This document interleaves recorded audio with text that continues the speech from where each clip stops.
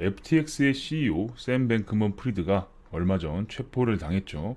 체포당하는 과정이 뉴스로 송출이 되기도 했었는데 샘이 미국 의회에 제출할 증언이 유출이 되어서 해당 내용을 한번 말씀드려 볼까 합니다. 샘 뱅크먼 프리드가 이렇게 이야기를 해요. 자꾸 내가 테더를 터뜨리니 만에 하는 채팅방 이야기가 나오는데 앞뒤가 다른 이야기들이 공개되면 너네도 위험할 텐데 라고 하면서 슬쩍 몇 가지를 이번 청문회 때 공개할 예정입니다. 화면을 늘리다 보니까 화질이 좀 떨어지는 점 감안해서 봐주세요.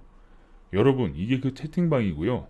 그 방에는 창펑자오랑 저스틴도 같이 있는데 이야기가 그런 맥락도 아니었어요 라고 하면서 슬쩍 채팅방을 이렇게 오픈을 한 거죠. 왜 오픈을 했냐?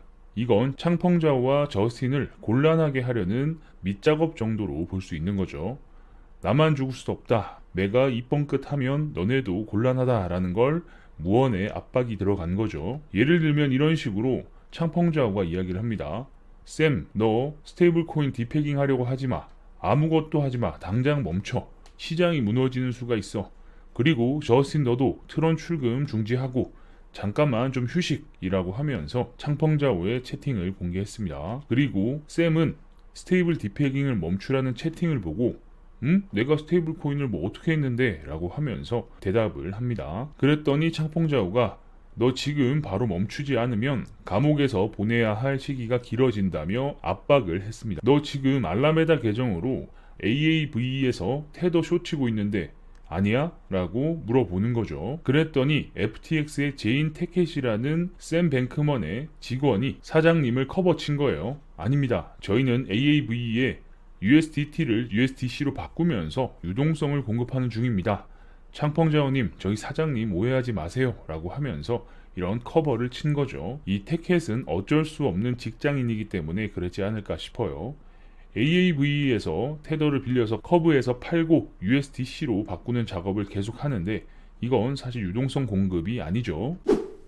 자, 그렇다면 이번에 샘 뱅크먼 프리드가 이번에 미국에서 어떻게 발언할지 한번 미리 알아보도록 하겠습니다. 이 내용을 보면 샘 뱅크먼이 작성했다는 것을 대대로 알 수 있습니다. 지금부터는 그냥 말씀을 쭉 드릴게요. 여러분, 미안해요. 내가 진짜 완전 개판을 만들었습니다.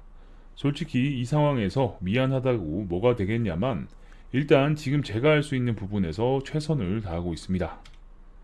작년에 내 자산이 200억 불로 평가가 되었습니다.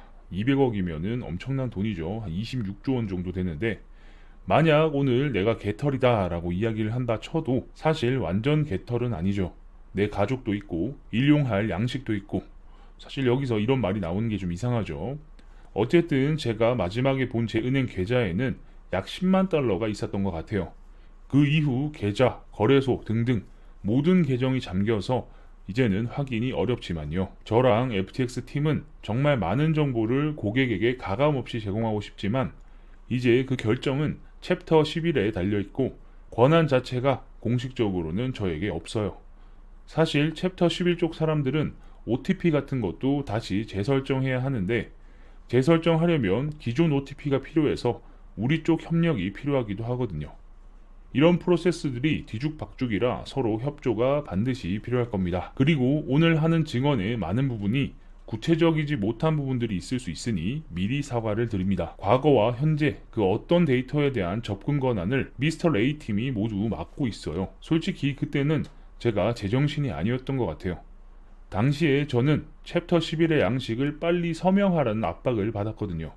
지금 이게 너무나 후회가 됩니다. 특히 그 과정에서 FTX US 팀에 몇몇 새로운 직원들이 합류하면서 이상한 정보가 섞이기도 했어요. 게다가 걔네들이 지금 FTX US가 아니라 FTX 인터내셔널 리소스에 직접 컨택해서 관리를 하려고 하는데 그건 절대 쉽지 않아요. 그래서 내가 돕겠다라고 이야기를 했어요. 솔직히 내 컴퓨터기 때문에 내가 보면 금방 찾거든요. 그런데 걔네들은 그냥 내 말을 대놓고 씹었고요. 미스터 레이 팀에게 내 개인정보뿐만이 아니라 우리 주요 협력사들의 정보 보호도 필요하다라고 이야기를 했는데 메일 5개를 보냈는데 보낸 거 다 씹었어요. 나한테 연락도 질문도 안 하고요. 이를테면 제가 FTX US 재무 정보랑 규제 데이터 가지고 있으니 제가 돕게 연락 좀 제발 하세요 라고 했는데 이마저도 씹었어요. 내가 알기로 미국 FTX는 100% 지불 능력이 있고 바로 반환도 가능해요. 그런데 웃긴 게 챕터 11은 일단 계정을 잠궈버리고 권한도 다 막아버렸어요. 손실을 입은 건 미국 외에 다른 계정들인데 일단 제가 할 수 있는 건 이쪽 유저들 자산을 최대한 살리는 거예요. 분명 방법이 있고 외부 자금 조달로 그걸 초기에 돌려야 하는데 몇 가지 작업만 하면 FTX 다시 돌릴 수 있어요. 특히 이건 FTX 사업부의 국경 간 정보 취합을 하면 되는 문제예요. 그리고 우리 FTX 직원들이 외국 규제기관의 문의에 노코멘트로 일관한다라는 상황을 들었습니다. 특히 지금 FTX 인터내셔널이 챕터 11팀에 의해서 자금 동결이나 자금의 이동 등을 모두 방해하는 것도 들었고요. 이게 진짜 저는 회사를 살리는 과정에서 어쩔 수 없이 생기는 일이었으면 해요. 문제는 제 링크드인 계정도 뺏어가서 기존에 연락하던 방법들까지 모두 막혔는데 참 답답한 상황입니다. 그리고 지금까지의 사건을 정리해서 말씀드리면 이렇습니다. 2017년에 알라메다 리서치를 시작하고 2019년도에 미국인을 제외한 FTX 인터내셔널을 설립했죠. 그때부터 알라메다와 선을 긋기 시작하면서 2020년도에 FTX US를 시작했습니다. 이 내용이 길게 있는데 중요한 부분만 말씀을 드리는 겁니다. 다른 부분들은 영상을 잠깐 멈춰서 내용을 한번 보시면 될 것 같아요.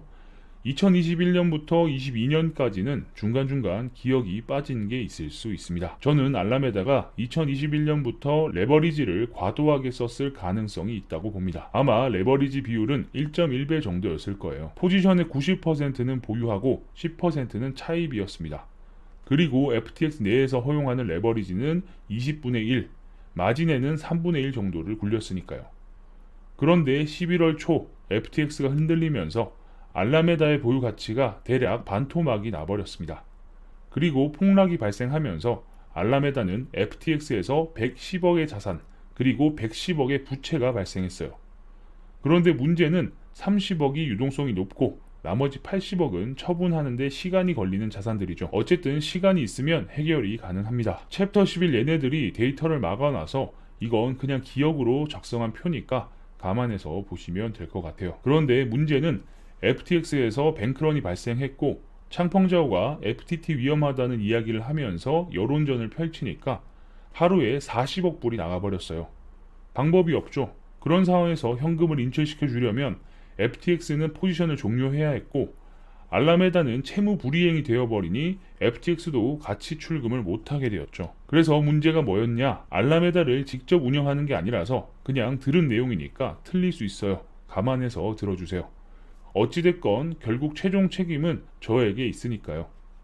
알라메다의 레버리지는 최종적으로 1.1배 10%였는데 문제는 유동성 적은 자산들로 인해서 코인이 90%가 떨어질 때 발생하는 이 10%의 레버리지를 감당할 수 없게 됐습니다. 특히 뱅크런이 일어나면서 알라메다가 들고 있는 포지션을 콜할 수 있는 시간도 촉박하고 완전히 외통수에 걸린 거죠. 결국 이건 해칭의 실패입니다. 11월 7일부터 9일까지는 비트는 딱 17% 하락, 주식은 큰 변동이 없었는데 알라메다의 자산은 결론적으로 50% 이상 하락을 해버렸고 알라메다가 보유한 방어 시스템은 대응이 되지 않은 점, 사실 이건 일반적인 헤지 펀드들의 리스크와 비슷합니다. 그래서 80억 달러의 마진 포지션은 이렇게 구성이 되어 있었습니다. 대출자에게 10억 달러, VC들에게 40억 달러, 바이낸스의 FTX 지분 환매로 30억 달러, 이렇게 80억 달러의 마진 포지션이 있었습니다. 라는 거죠. FTX의 뱅크런으로 운영이 불가해지면서 11월 8일 바이낸스와 FTX 인수에 대해서 결국 구두로 합의를 했는데 이 과정에서 FTX가 다른 투자자들과 합의를 하지 못하게 독점 권한에 서명을 해야 했습니다. 그러니까 바이낸스가 FTX를 인수한다라고 했을 때 단순히 창펑자오가 그냥 트위터만 올린 게 아니었다라는 거죠. 사실 그 과정에서 다른 곳에도 콜이 있었는데 저는 당연히 창펑자오가 살 줄 알았습니다. 그런데 그 뒤에 바이낸스가 거래를 뒤집었고 창펑자오가 독점 계약을 어떤 목적으로 넣은 건지 뒤늦게 알았죠. 창펑자오는 FTX를 살 생각이 전혀 없었어요. 그리고 FTT 말고 바이낸스가 FTX 지분을 다시 사오는데 30억 달러를 썼는데 이 과정에서 창펑자오의 KYC 문제가 발생했어요. 그런데 창펑자오는 문제 해결을 하지 않고 시간을 계속 끌었습니다. 지나고 보니 이런 식으로 시간을 끌면 바이낸스가 얻는 수혜가 하나 있었더라고요.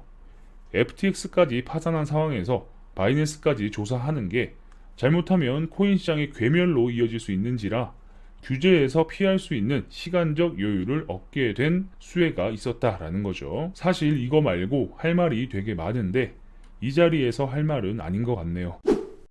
그래서 상황을 정리해보면 창펑자오는 더 이상 자기 말을 듣지 않는 FTX, 샘 뱅크먼 프리드를 지옥으로 보내는 목적이 있었다라고 추측해볼 수 있는 거죠. 왜냐? 그 독점 권한이라는 조항을 넣고 그로 인해서 다른 곳에서 FTX의 돈이 수혈되지 못하게끔 막아버린 겁니다. 그런 상황을 시스템 없이 샘 뱅크먼 프리드가 혼자서 판단하고 결정하다가 이 사단이 나버린 거고, 결국 지금 상황은 바이낸스 챕터 11팀 설리번 앤 크로멜이 말 안 듣고 통제 불가능인 FTX를 무대에서 끌어내리고 다른 배우를 세우는 작업 중인 게 너무 뻔히 보인다라고 말씀드릴 수 있을 것 같습니다. 지금 보이는 화면이 영화 신세계의 마지막 장면이죠. 너 나랑 일 하나 같이 하자. 너에게 맞는 일이 하나 있다라고 하면서 근무한 지 얼마 안 된 순경에게 조직으로 들어갈 것을 제안을 하죠. 어쨌든 이런 식으로 창펑자오는 FTX를 처음부터 박살낼 목적이었다. 그러니까 샘 뱅크먼이 자꾸 이상한 짓 하고 나쁜 짓 할 것 같으니 그냥 없애버려야겠다라고 생각을 했다라는 거죠. 유출본에서 중요한 부분만 말씀드린 거니까요. 자세한 내용은 영상을 천천히 보시거나 또는 경기도에 일린 블로그에 들어가셔서 한번 쭉 보시길 바랍니다. 계속해서 관련된 정보가 나오게 되면 빠르게 알려드릴 수 있도록 하겠습니다. 영상이 괜찮으셨다면 구독과 좋아요도 눌러주시고요. 알림 설정을 눌러놓으시면 누구보다 빠르게 새로운 정보를 받아보실 수 있으니까 구독, 좋아요, 알림 설정까지 눌러주시면 감사하겠습니다. 그럼 전 다음 영상에서 뵙겠습니다. 감사합니다.